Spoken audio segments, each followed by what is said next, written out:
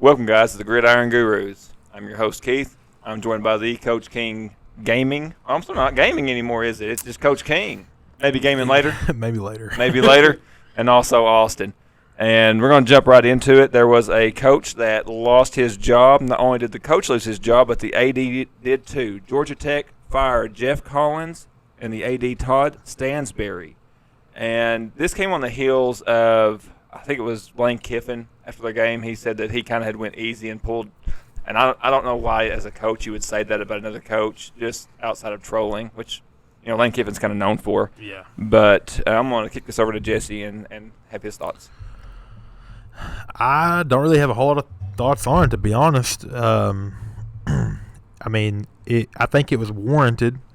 Jeff Collins was the most wins he'd had at Georgia Tech. This is year 4. He had a 3-7 season was his best season, and that was the COVID year. It was a shortened season.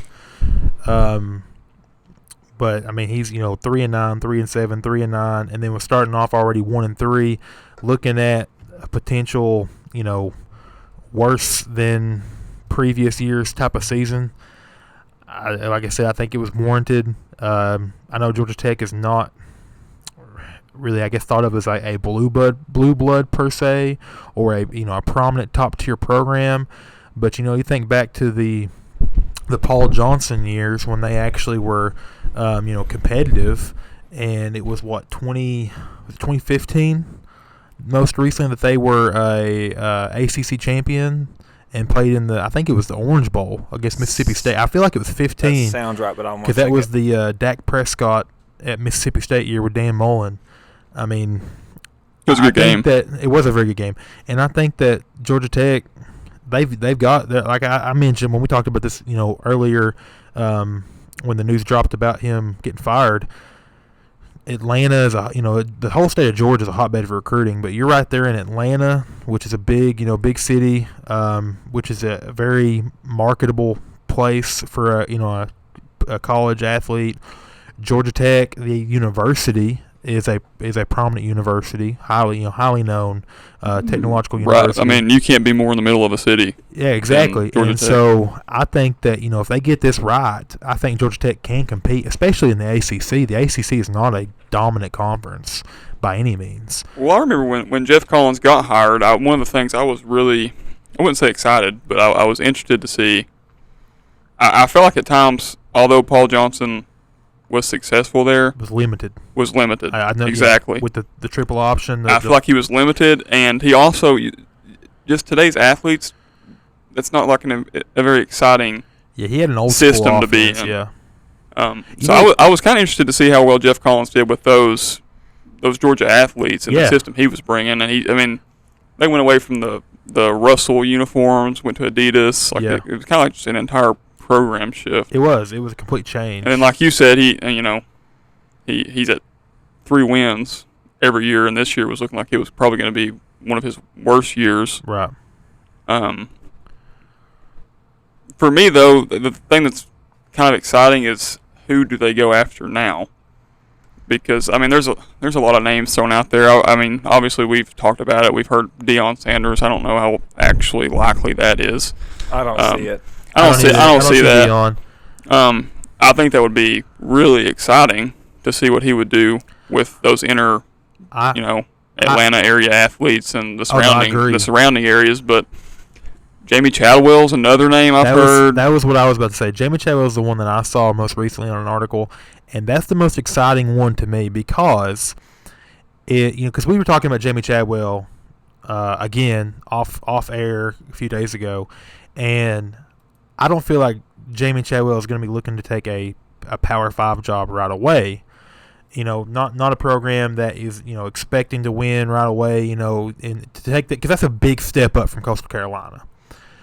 But Georgia Tech is not as big of a step up as, say, a Nebraska or, something along those lines. I think Georgia Tech would be a perfect landing spot because you're still recruiting the same type of kids, more or less. You're still recruiting the same side of the map. Right. And I think his offense is like a new age style option. Like he has some option game. He can spread you out. It's kind of like I guess I would call it a spread option for lack of a better term. But yeah. I think his offense fits the type of athletes that Georgia Tech has recruited in the last few years. I think that he could be really successful there, and I think he knows the area well enough. You know, he's been like I say, he's been on the East Coast, he's been in the Southeast. You know, he's an East Tennessean. He knows this region. He has connections in this region. I think he would be a great fit, personally. I can see that, and you know about Auburn, Nebraska. That's a little bit too. Those are big. Yeah, those are really big leap. I mean, you go to Auburn, you're winning now. And I get, Georgia Tech, they want to win ball games, obviously, or they wouldn't have fired this guy. But he went 3-9, 3-7, 3-9, and started off 1-3. A 6-win season looks a lot better at Georgia Tech than it does at Auburn. Absolutely. Yeah, I'm talking year one. It was 2013 when they made it to the ACC title game. Okay, Georgia Tech, I was off and lost by 2 to Florida State, 37-35. Wow, I did not think it was 9 years ago. That's a lot longer than I thought it was. Right. And I actually hadn't realized that Collins had been at Georgia Tech for 4 years. And obviously, I agree that it probably was time for him to go. I don't know that the time was right. I mean, you're 4 weeks into the season. I get that he's only got 1 win, but see, which I guess early on coaching fire-ins just kind of baffle me sometimes. See, that's me. Scott because Frost made sense. Well, I mean, even at that, like when you fire a guy, week 4, week 5 into the season, or even Scott Frost was week 3, week 2, week 3, wasn't it? Week 3. Yeah. When you fire a guy that early, you're not going to hire another coach from a different program. He's not just going to jump ship in the middle of the season. No, it was week 2. So it was after week 2. Was it week 2? Because Oklahoma played Nebraska. Week 3. Week 3. Okay, yeah, he was there. Yeah, okay. Yeah. Well, anyways, you're not going to hire a coach in the middle of the year. They're not just going to jump ship and come to your program. And it's not like they're going to have their entire staff together to go out and start recruiting. Right. So I don't understand firing coaches. I've never understood that. I always thought, if you're going to fire, make the decision to fire the guy, so be it. But fire him when the season's over. Right. I don't know. I'm sure there's some type of, logical athletic director reason that I don't know. It's way over my pay grade. They got rid of the AD too. Yeah, that's true. I don't know then. I don't know. Who knows?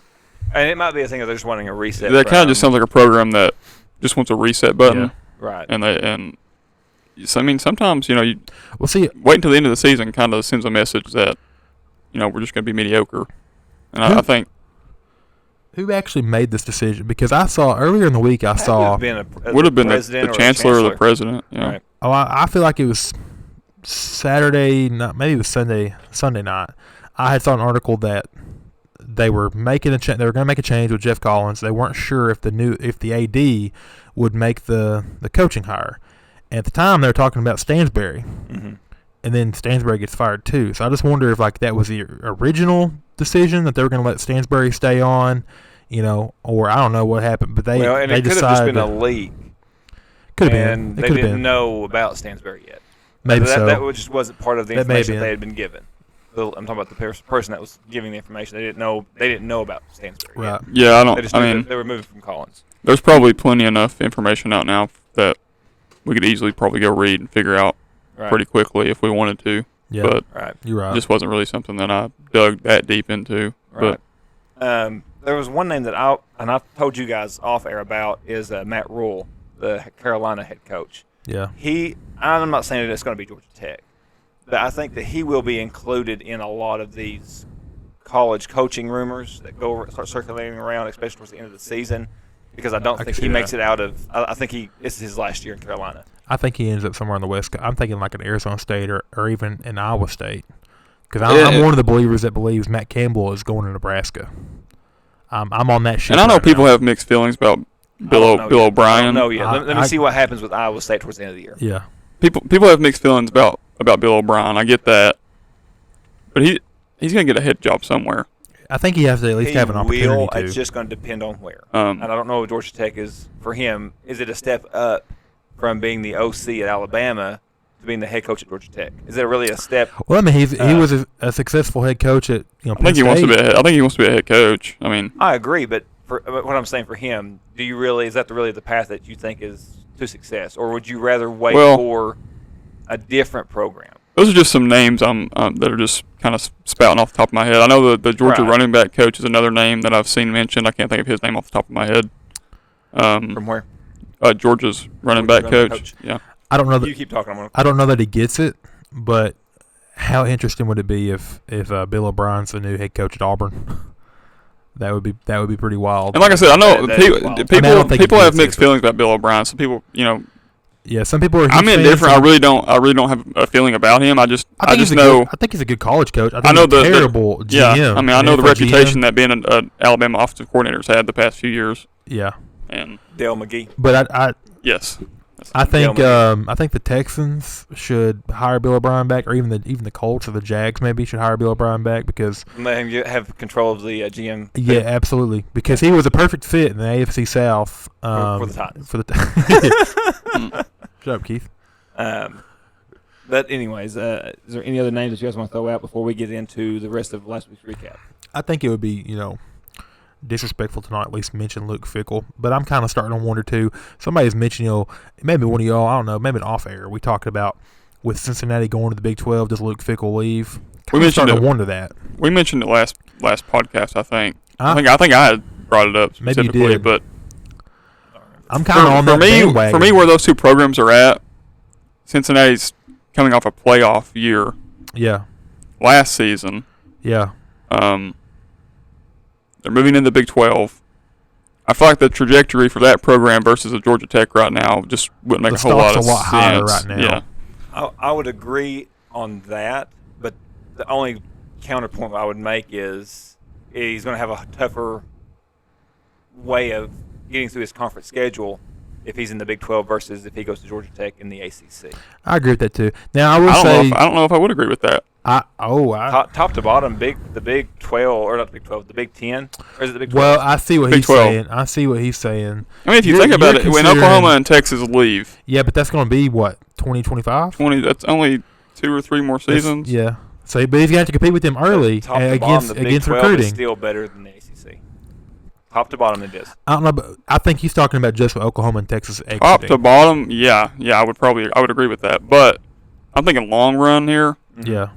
I think Luke Fickell's set up pretty good at Cincinnati, even if Oklahoma and Texas are there. Right. But I think that recruiting in Cincinnati is a lot harder than the recruiting at Georgia Tech, in my opinion, because it is. It's a lot more fertile in Atlanta. And 2, you're competing with Ohio State and the team up north in that area.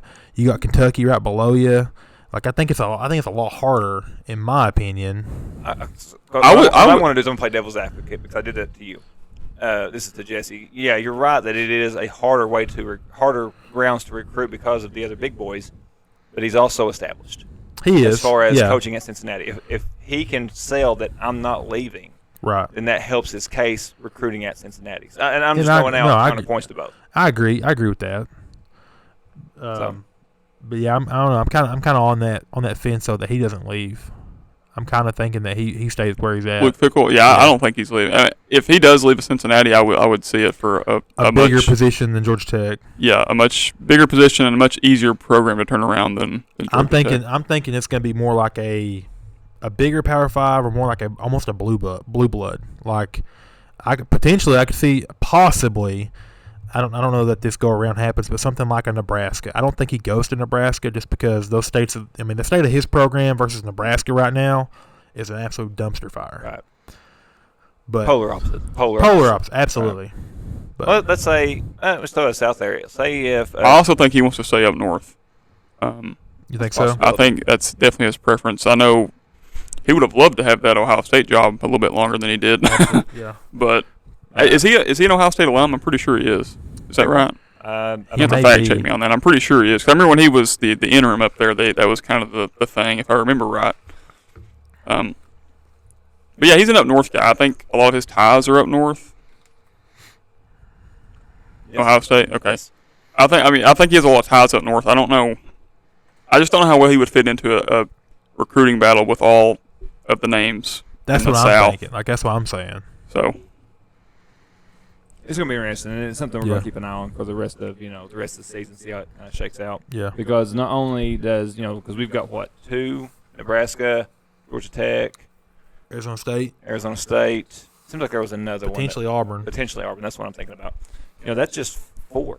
And we've talked about off air plenty of other programs. So and then as these, I bet say once they'll start getting filled, then more jobs open. The dominoes are going to start falling. Well, I think we can go ahead and call it that Brian Horson's not making it through the season. I don't think so. Agree. I think he loses this weekend. And I'm going to say this very loosely because this is all hearsay, I think. But I'm almost positive I saw somewhere where it was a pretty much if he loses to Missouri last week, he's gone.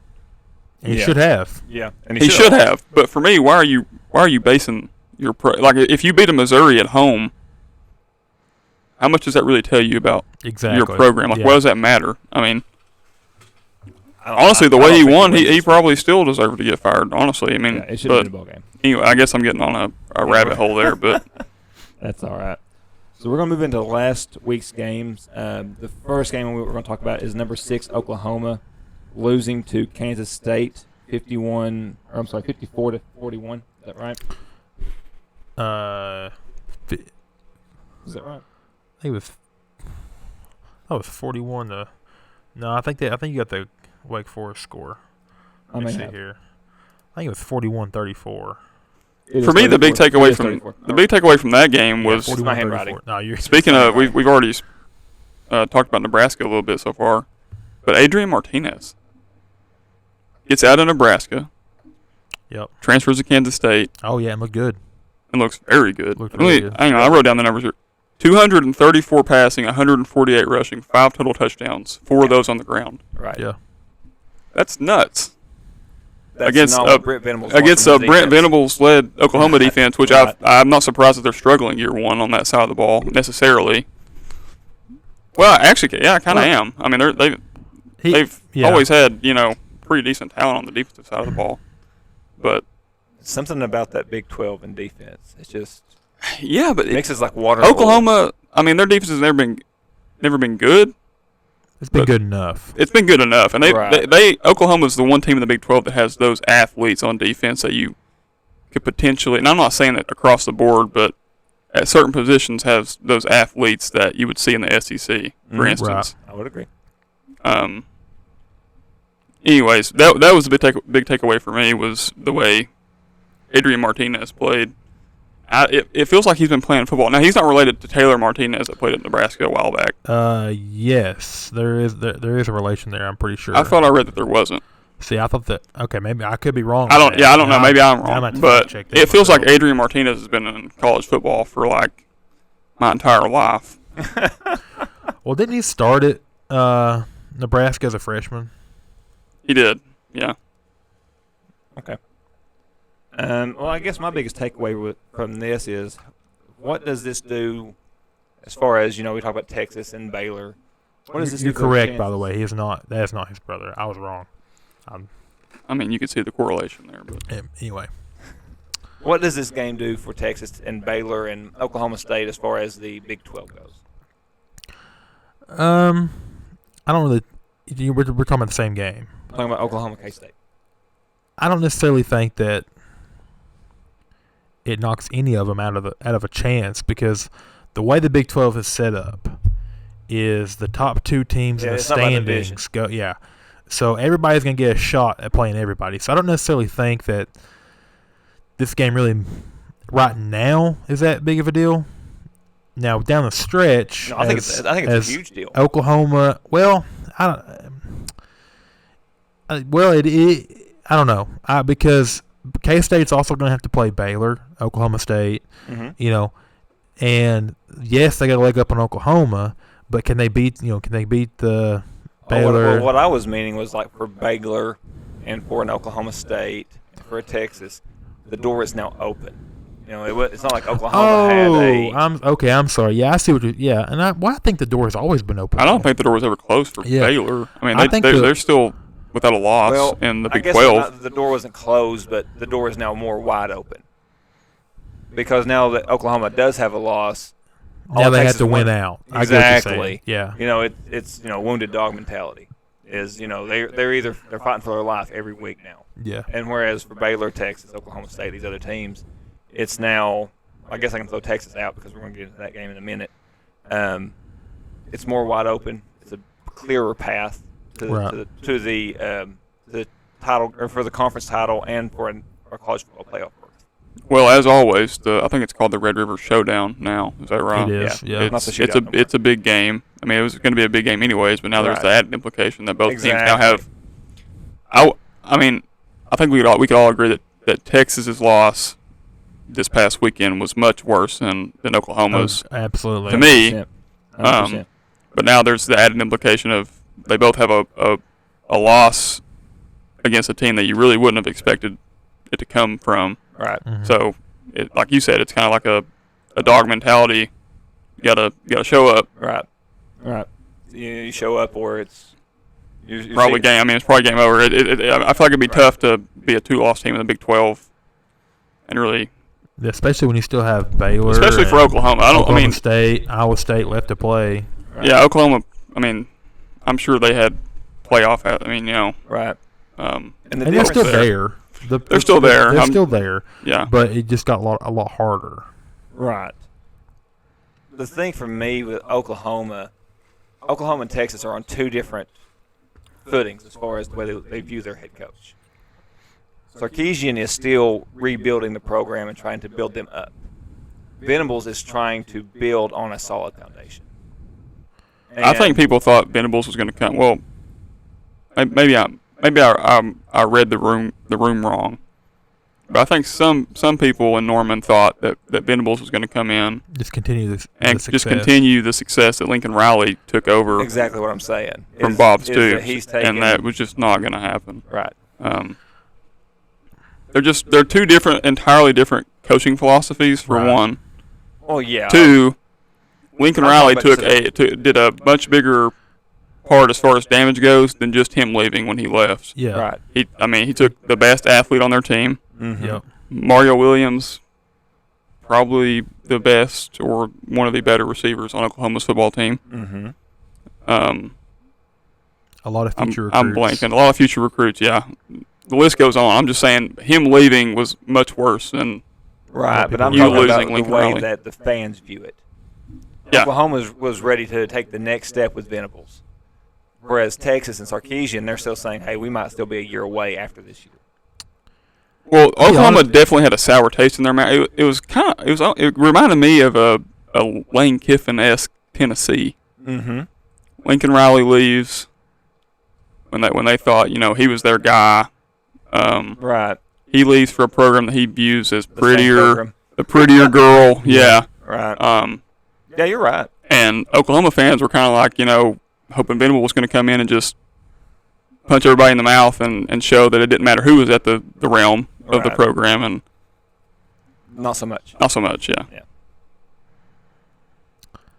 I mean, I kind of don't think that is unwarranted by either fan base. I think that Texas is another year away, and I think that Texas fans have every right to feel that way, and I also think that Oklahoma fans have every right to feel like. Now, I'm not saying Oklahoma is a national championship team, but I think that they are still head and shoulders the best, if not the second best team in the Big 12. I agree. So they should definitely expect them to win or at least compete for the Big 12 championship. So they shouldn't expect a loss to Kansas State. No. State. So I mean, I see what you guys are both saying, but I also kind of agree with these fan bases too. Yeah, I'm not downgrading that part of it. I'm more if so. They want to burn some mattresses, and I guess I'm more so looking at the bigger picture. Let's lead the charge. Let's go. Yeah. Well, I guess my last point on that is that Sarkisian's in a better spot. He is. His expectations are not as high right now. That's where I was getting at. Yeah. Expectations for Sarkisian are not as high as they are for Venables. And it's not really fair for Venables, but it's the situation he stepped into. And I was to that point, to that credit, is that he knew that going in. Exactly. He took the job knowing that the expectations were going to be high. Mm-hmm. You're taking a team that, I don't know, last 4 years they were a playoff team, 2 or 3 times, out of the last 4 or 5 years. I think they've. I know they were either in it or on the outside looking in. Yeah, so I mean, you're basically taking a playoff. You're taking over for a playoff team. Though they lost talent, they lost a lot of talent, all the recruits and stuff. You still have the most prominent and most well-known program in the entire conference. I agree. So I mean, probably not a tougher first head coaching job, I can imagine. Oh, absolutely. Yeah, I would agree. I would agree because most time when you're stepping into that situation, it's more of a rebuild than anything. Yeah. Yeah, he stepped directly into a fire. Right. Yeah, and was expected to run. Yeah. All right, so I'm gonna give the score. Number 22 Texas lost to Texas Tech 34-37, and we've kind of already hit another. Even in a rebuilding year, that shouldn't happen. Not with Texas. It shouldn't happen. But now I'll give props to Texas Tech. Texas Tech looks like a very decent football team, and I'll be honest. There's a lot of football left. I would not be surprised if this is not the only upset that Texas Tech gets this season. Would not surprise me at all. I will agree with you to a point. And I'm not saying Oklahoma, but I wouldn't be surprised if they beat another team that's considered a quote-unquote upset later in the year. That's not what I'm agreeing with you to a point on. I'm agreeing with you to a point with Texas. They're on their backup quarterback, and he's not 100%. They're staring down the barrel of a third string if that guy tweaks the ankle again. Yeah. So I'm not saying I give him a pass, but at the same time, I understand. You shouldn't have lost, but I understand why. I don't know. I guess I'm being a little too critical, but to me, like, I don't think it's a game you should lose. But I don't think you should lose it either. You're without your starting quarterback. I wouldn't say Lubbock is a ridiculous environment, but it's a big rivalry game. Any road game, and any in-conference road game outside of maybe Vanderbilt is going to be a loud tough thing for. And that game meant everything to Texas Tech. I mean everything. They stormed the field. Oh yeah, they stormed the field. I mean it was everything. Right. Act like you've been there before, Texas Tech. Yeah, that place is lame. Did you see? I mean, they did some pretty ridiculous stuff when they were on the field as well. Right. The fans, which we don't have. Yeah. That's just my takeaway from it. All right. So moving on to the next game that happened this past weekend that we want to talk about. Arkansas lost. Number 10 Arkansas had lost to number 23 A&M, 23-21. And I'm gonna just stupidity. Just sit back and stupidity lost this game. Arkansas is up 14. It's either 14-0 or 14-7, with a chance to go to score. It was 14-0 because I texted you guys and I said, "How about that spread?" Okay. They're on the 3-yard line going in. What point in the game was this? This is early in the first quarter. This is early in the second. It may be a second quarter. Yeah, second quarter. Okay. Or late in the first. They're about to score, get 21 on the board, and they called a quarterback draw from the 3-yard line. And tried to send KJ Jefferson over the top. How stupid. He fumbles the ball. Mm-hmm. The defensive back picks it up. And now I will give credit. I don't know what the kid's name was for Texas A&M. I should have looked this up for the stat. Makes probably the most heads-up defensive play I've seen in a long time. I think you actually put that in our group. It was an awesome heads-up play. Arkansas, I think KJ Jefferson actually was the one that ran it down. And the kid turns and hands the ball off to his teammate, who takes it all the way for a score, and that completely took all the air out of That's Arkansas. Called recruiting amazing athletes. Yeah, with high football knowledge. Well, yeah, but I mean, you're about to put 21 on the board, and probably deflate the entire Texas A&M sideline. Mm-hmm. And in that moment, you call What down was it? It was first. Was it first down? I think it was first. Oh my goodness. Mm. Yeah, and I mean, I get the fact that you have a freight train at quarterback. Right. This is probably the most Cam Newton looking quarterback we've seen since Cam Newton. I agree. The build, the mobility that he has, the arm. He's the most Cam Newton-like quarterback we've seen since Cam Newton. The play calling too also makes it kind of look that way. Yeah, and it was very surprising because, now correct me, but is Kendall Briles not still the offensive coordinator down there? Yes. I just am blown away. I'm pretty sure. I'm so blown away that Kendall Briles would call that. So like, was there a miscommunication? Was it was it a call that he decided to call his own number on? Like maybe it was an RPO. He read something wrong pre-snap, and I don't know. But I'm just like, I remember watching that play. I mean, literally my jaw dropped when it happened, and I thought, I cannot believe that they just did that. Because he goes up, and as he's going up, he didn't have secure the ball, right? And it just pops out, and there it goes, and then just put Texas A&M right back in the game. And had it not been for that, I mean, Arkansas still had a chance to win the game. They had a chance to kick the game-winning field goal at the end, which was crazy too. Right. But had it not been for that touchdown, Arkansas probably wins it without even needing a field goal. Yeah, I don't have much to add. I mean, I really don't. Pretty much every point that was hit was. I mean, right. I think that's what most every fan that watched the game took away from it. I mean, stupidity. Just sheer stupidity. A lot of people. Who in our group? Terrible. Just terrible. Picked Texas A&M to cover. On the board last week? On the board last week. Not one of us. I don't think one of us. Not one of us. Okay, I thought it was gonna. If I remember right, not one of us. If you want to hit like the rewind button with the little noise, going back to last week, I'm pretty sure I was saying it was gonna be a 17-point ball game. I literally just listened to this the other day, and that's how it was gonna. That's how I thought it was shaping up, but obviously not. Right. It's one of those things where I still think Arkansas's the better football team. I agree. I 100% agree. That's college football, big rivalries, things happen. That is momentum at its finest. Yeah. But the line last week was A&M by 2.5, and we all three talked about how dumb everybody in Vegas was for making A&M a 2.5-point favorite, especially with being neutral site. They didn't. If it had been Arkansas by 6.5. I still would have took Arkansas. That's a touchdown lead. I would have took Arkansas. Right. I am blown away. I would have taken them at 10.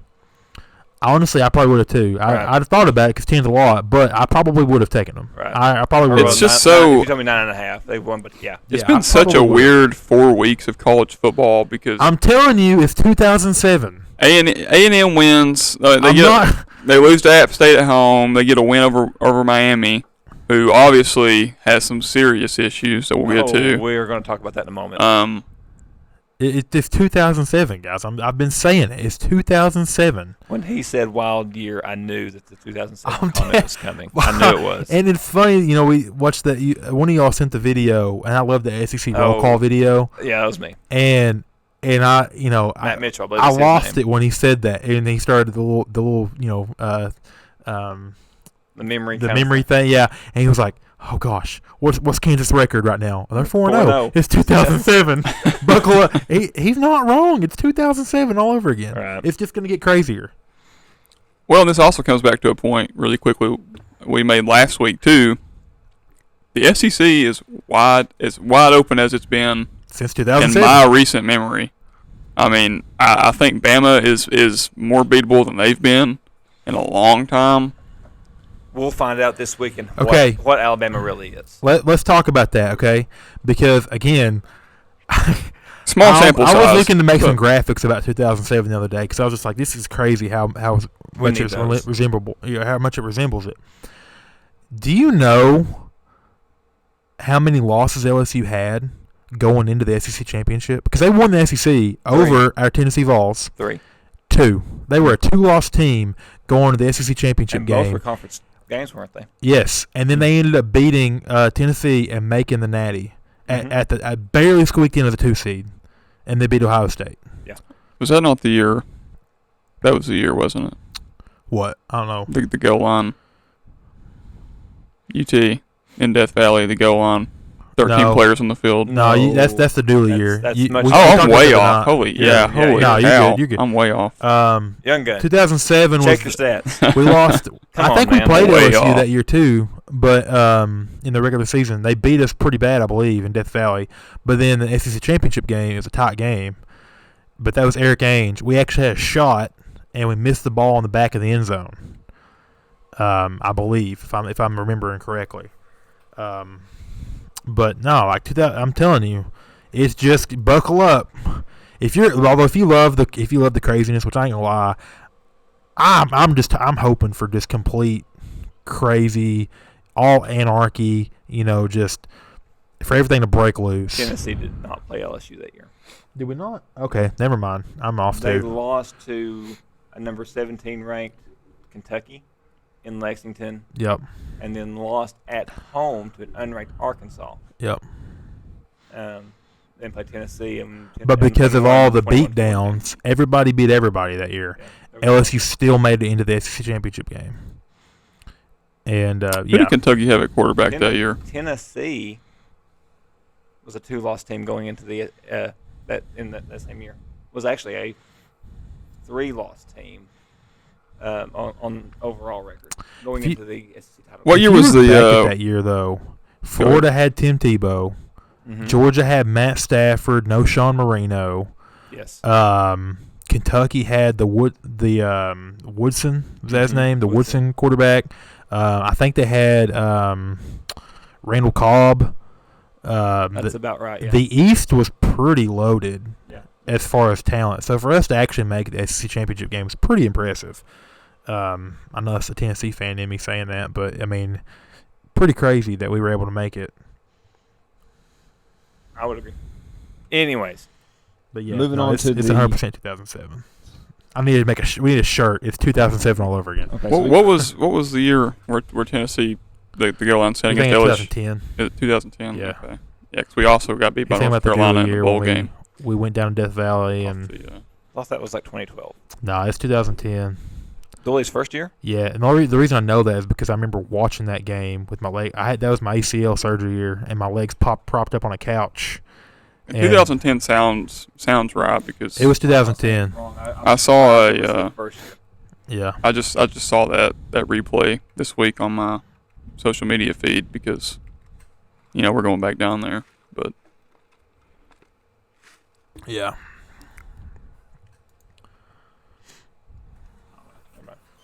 Moving on, we got 2 more games to talk about, and that's going to end our recap. The next one is Clemson. Was it on the road over Wake Forest? It was in Wake Forest. It was in Wake. It was at Wake Forest. Clemson beat Wake Forest 51-45 in a double overtime game. Yep. Very exciting, but I'm not sure how I feel about it. Like I don't know if I'm supposed to be excited for Clemson or if I'm more worried about it because I'm not sure about Wake Forest either. Well, I mean, Wake Forest. Let's give Wake Forest some props. Sam Hartman is a good quarterback, and their very team, good, very good. Yeah, their team is pretty talented. They got some good receivers. They're a pretty good team. But Wake Forest was in control of that. I watched that up until Tennessee kickoff. I was watching that game, right. And Wake Forest was in control of that game most of the game. I want to think were they not up 14 at 1.2? Seems like that they were. I think it was early, mm-hmm. They ended up giving Clemson an opportunity to get back into it, and otherwise they should have ran off with it too. Right. I thought that Wake Forest looked like the better team. Right. And hats off to Clemson though, because they've been in those situations before. They knew how they were resilient. They knew how to get back into the game, and were able to pull out the win. I do think they are potentially on upset alert. The fact that they're at home this week against NC State, I would put them on upset alert. Well, I think them at home, if they were going to NC State, 100% upset alert. I think the fact that they're home, though, I don't think they can overlook NC State. I think that their chances are better. But they definitely, and I think if on the flip side of that, I think if they host Wake Forest, they probably beat them in regulation. Well, honestly, the biggest takeaway to me was if you're a Clemson fan or if you're Dabo Swinney, it's really encouraging to see DJ be complete without a turnover. Yep. He threw for 5 touchdowns. I just had it pulled up. 4 or 5 touchdowns, almost 400 yards. And the biggest thing for me is 0 turnovers. They really need him to be what Hendon Hooker is for Tennessee. Just do not be sloppy with the football. They have a tenacious defensive line, probably the best in the country. one of the best in the country. That's been DJ's problem for a little while now. He's inaccurate. He's very turnover happy. So for Clemson to go onto the road to Wake Forest against what looks to be, I'm not very big on NC State, to be honest. Probably the second best team in the ACC. I think it's very close between NC State and Wake. I think Florida State's around the 3 spot, kind of. I think so in there close. Yeah. You're not including Miami in that? Funny. Cricket. No, we're going to talk about Miami in a moment. Anyways, that was the biggest thing for me. No turnovers for DJ. 3 for 400. Sam Hartman's very good at football. Yeah, he is very good at football. But if DJ can be consistent, not turn the ball over, Clemson's going to have a shot in a lot of football games they play. Well, and you talk about if you're a Clemson fan, the big takeaway. Here's my big takeaway. If I'm a Clemson fan, your team DJ just went into a hostile road environment and was able to pull out a double overtime win against a quality Wake Forest team.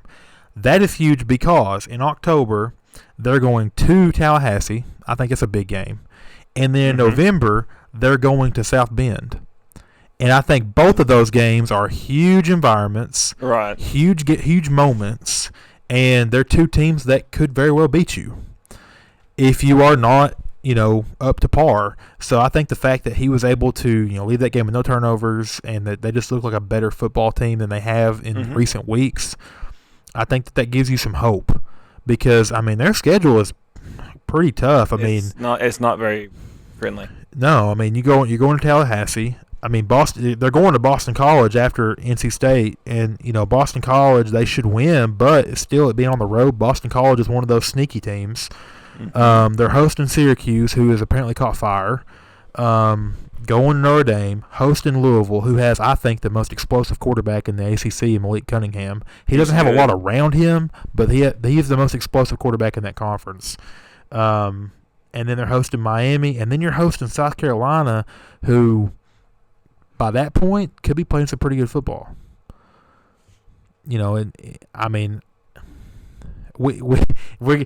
We talked about this a year ago though, Keith, and I told you South Carolina had their number. They didn't pull it out, but I'm just saying it's not like they don't have cupcakes the rest of the way. They're going to have to play some good football. They are going to play some good football. There are some teams on their schedule that can beat them, and will have a chance to. I think they lose one somewhere. I think that they. I will go as far as saying they lose 2. You think they lose 2? Mm-hmm. I think if Uyunglele. Wow, that was impressive. First attempt. Listen to that. If DJ plays like he did this past weekend, like I said, I don't think there's a single ball game on their schedule that they shouldn't win. I think one of these road environments. I think Tallahassee or South Bend is gonna be probably tough. Their best. Really tough. I think. Well, for me, it's in Doak Campbell. I think Florida State has a pretty good shot at being a one loss or probably. Florida State's next 2 games are Wake and NC State. Yeah. If they at least just pull off one of those games, and Clemson rolls into town, that place is going to be nuts. Yeah, it's going to be wild. It's like a Tennessee. They are just itching. They're dying to have some desperate. Kind of something going on down there. Right. So if they can pull, even if they don't, that place will probably still be rocking. Right. Yeah, I think it's rocking regardless. It's probably rocking regardless. But I'm just saying, if Florida State pulls out one of these next 2 games, they're a 4-2 ball. They're in a ball club. They're top 25 with Clemson rolling in. That place will be drunk. That's what'll be happening. You're not wrong. Literally will be drunk. Yeah. Yeah. No, I get what he's saying. Last game that we're going to talk about. MTSU 45, the Miami Hurricanes 31. You could have asked every Tennessean from here to Middlesboro. You could or Murfreesboro, excuse me. I just went up to Kentucky. To Murfreesboro, to down to Nashville, all the way over to Memphis. You could have asked every kid on campus at MTSU who wins this Saturday. Miami. And not one would have said anything different than the Miami Hurricanes. And they dominated Miami. Yeah, it wasn't close. It was not close. There was actually, okay, I watched a little pieces of that game, and Miami has MTSU on the goal line, the shadow of their own goal line. Mm-hmm. I want to say they were on maybe the 3-yard line, something like that. They tried to hard count them, try to get yardage. Mm-hmm. Miami was disciplined; they didn't jump. They end up throwing just a quick, X rail, and take it the distance, like 80-something, 90-something yards to the house. That put that game away. Well, I saw a statistic How do you let that happen? I saw a statistic that said that MTSU had 4 passing plays greater than 70 or 80 yards. Yes. Wow. And I watched bits and pieces of that game when I saw the score, and it looked like pretty much Miami said, "We got better dudes than you. Yeah. Beat them. Yeah. We're running zero coverage, maybe a high safety." They said, "We got better dudes. Beat them." And when you see an upset like this, I always look at the box score, just to kind of get a feel of maybe where things went wrong. Everything went wrong.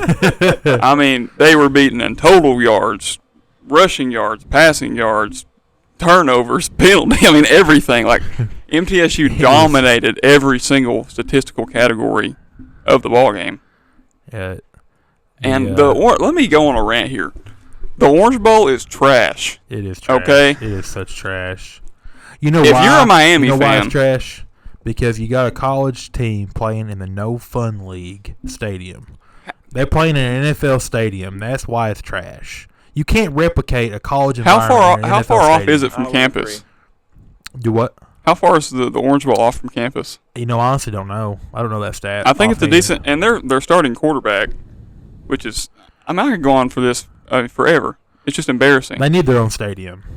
The college, the quarterback down there, who's the one that got benched? Talking about from Miami? Yeah. What is his name? Start with the What do I want to say? Is it Van Dyke? Maybe, I don't know. It doesn't. I guess it doesn't matter. I was just trying to think. But when your starting quarterback says he would rather go on the road, it is Van Dyke, to play a football game because the environment's better, that's embarrassing. Yes. Like you're literally Miami. Yes. Well, no, you're the U. Yeah, you are the U, but you have a terrible environment. I would agree. I just don't. I don't know what else to say about it. I've never liked the Orange Bowl ever since it went away. The new Orange Bowl, yeah. From the Orange Bowl.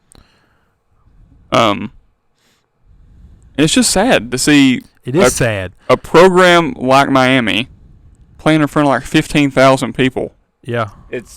With the amount of hype that place had with Mario Cristobal and the staff he was bringing in, and he was gonna recruit against the Floridas, the Florida States, right. Well, isn't like the full capacity of Hard Rock Stadium only like 60-something thousand? I would imagine most NFL stadiums are around that mark.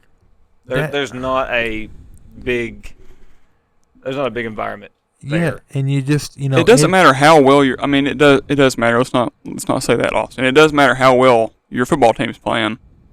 But why, as a 4 or 5-star athlete, would you want to go play in front of that? Now, granted, obviously, if they're really good, they're not going to be playing in front of the crowds they're playing in front of. But they were ranked. But like, I don't know why I'm going on this tangent, but it's just it's sad. It's terrible. Well, okay, this will put it in perspective. Guarantee if you flip the fields, the MTSU environment with Miami coming to town is way better. I agree. Smaller stadium, but I agree. Yes, the environment's a lot better. You just got, I don't know, just NFL stadiums just don't, like, I've been to Titans games. You've been to a Cowboys game. Right. Night and day. It is night and day to a Tennessee or even like I mean, I don't know. Well, for me, it's not. I mean, the college environment's just totally different. The fan, totally different. A college fan base is just so much more rowdy than an NFL fan base. Mm-hmm. And it's not. I'm not really speaking towards the number. I mean, I am speaking towards the number of fans that are attending the football games. Right. But it's just like they're not, the ones that even are there are not loud. And even if you fit 60,000 people in that stadium, like the environment just feels dead. It feels like they lost to A&M, and it's just like the world's ended. That just for a moment. I'm gonna put an example here before you get to whatever you're about to say. Appalachian State hosts they will hold 30,000 people in their stadium. That's the capacity. I'll be there next month. Half of what Miami holds, the Hard Rock Stadium holds. And the environment every Saturday is far crazier, far more rocking than Hard Rock Stadium. I agree. Yeah, and that's what I'm getting at. Like, it's not that. Well, it's not that. You know, the capacity of the stadium is not the issue. It's the fact that you have like 15 to 20,000 people showing up. Yeah, but even when. Right. So well, I mean, but here's my thing, and I think this is what you're going to say: is 20,000 at Hard Rock for a Miami game is different from the 30,000 at App State. Yeah, absolutely. You know right. I mean, you only have 20,000 people there, and they're also like 60,000 at Hard not Rock invested in. They're not invested in the game. I would agree. But like, you know, even when Mark Richt first went back to Miami, and there was like a whole lot of, you know, commotion about it. Miami was really good or decent, you know, at that time. They were ranked and all that. Mm-hmm. It still wasn't a crazy environment. Right. It still was not a big. People didn't dread going in and playing in there. No. Right. Not like the OB, the original OB. Right. But. Rant over. Yeah. Just went on a tangent there that would last probably longer than what we needed it to. My last point on that is I've been to Neyland. I've been to the Cowboy Stadium.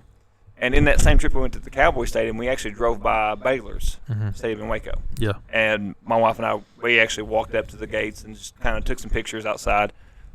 Just even with nobody there, it was a different feel than it was when we went to the Cowboy Stadium the next day. It just the feel of the stadium was different. I don't know how else to explain that. Well, we're college football fans. To me, there's right, 100%. There is not a single argument that makes the NFL better than college football. Well, and that's why we're a college football podcast. Okay, 100%. I'll use this example. We went to the Tennessee-Purdue Music City Bowl last year. Probably at least top 2 bowl game in the entire bowl season. That was a crazy bowl game, even though the ending sucked. But it was a crazy bowl game, one of the best bowls for that bowl season. The environment would have been 100 times better if it had been at either Neyland Stadium or in Purdue. Either one. If it had been either one of those that would have been a crazy football game. Right. It would have been so much different. But you're in the Titan Stadium, and you just can't replicate that. Keith's trying to get us to shut up here, but for me, just walking up to an NFL stadium just doesn't have the same feel. That's what he was just saying. It's not the same. I'm 100%. I was in Lexington, and I went to Kroger Field, or why am I blanking? What's the name of Kentucky's actual stadium? I know it's Kroger Field. I don't know. I don't care enough to know which why I don't know. But I was already in town up there, so I was like, I have to go by and see Kentucky's football stadium. So I drove by and I looked at it and I was like, that is so cool. And it was Kentucky. Yeah. I don't give a crap about Kentucky. I think they're like just. But it's a college football. It's an SEC college football stadium. I'll be honest. I'm gonna get a lot of crap from. I'm gonna get crap from Cowboys fans. I mean, Commonwealth Stadium like trash, but it's a college football. Yeah. The Cowboys Stadium is really cool. Oh, it's different. I think it'd be really cool. I think it'd be really cool to go see. But I would rather go to a game. Okay, so if I give you tickets to a Cowboys versus whoever you wanted. Okay. Or Texas versus whoever you wanted. Which stadium you going? I'm taking Texas. 100% too. You could almost insert any, and you picked a really big program, but you could almost insert pretty much any college team, and I'm taking the college game over the NFL game any day of the week. I am a die-hard Titans fan. And if you told me I have tickets to the Titans game versus any team, or I have tickets to App State and, insert Old Dominion. I was going to say Coastal Carolina, but Old Dominion. Either one. I'm taking the App State game, 100%. I'm a diehard Titan fan. Right. It's just what it is. You can't replicate that in an NFL stadium. It's just totally different. Right. And I don't think people realize that. I just think when you walk into Neyland, it's like you're in a coliseum, like you're in a museum almost. Right. Yeah. It's just like history every direction you look. Like yeah. You just touch the concrete and you're like the things that have happened you in the had stadium. that in the OB. You don't have that in Hard Rock. Yeah, so, and some of that comes along with just being there for years and years and the games being played. But so basically, what we're saying is Miami, you need a new stadium. You need to build your own stadium. Agreed. They just need to get their crap together and show up to football games. But anyways, my last comment for this, and I just want an answer. I don't want another tangent here, Austin. Which was a bigger upset, App State over A&M or MTSU over Miami? App State over A&M, 110%. Agreed. I was on the same page. I was on the same page, but I just wanted to ask the question. I'll leave it there. It's not even close to me though. So I mean, I agree. What you're trying to look for is who's the better team. App State's the better team, but that's still a bigger upset. Still a bigger upset. Yeah. A&M actually thought they had playoff aspirations. Yes. Well, and then a lot of people picked them to win the West. They picked them to win. And it's not saying that they still can. They can now. Yeah, I'm just saying at the time, but 110%. That was the bigger upset. Yeah, I agree. 100%. All right, guys, that's it for this one. Join us again tomorrow when we're going to be making our game picks for the upcoming week. Those will be put out on TikTok and Facebook. Make sure you follow us on all of those, as well as Facebook, as well as Twitter.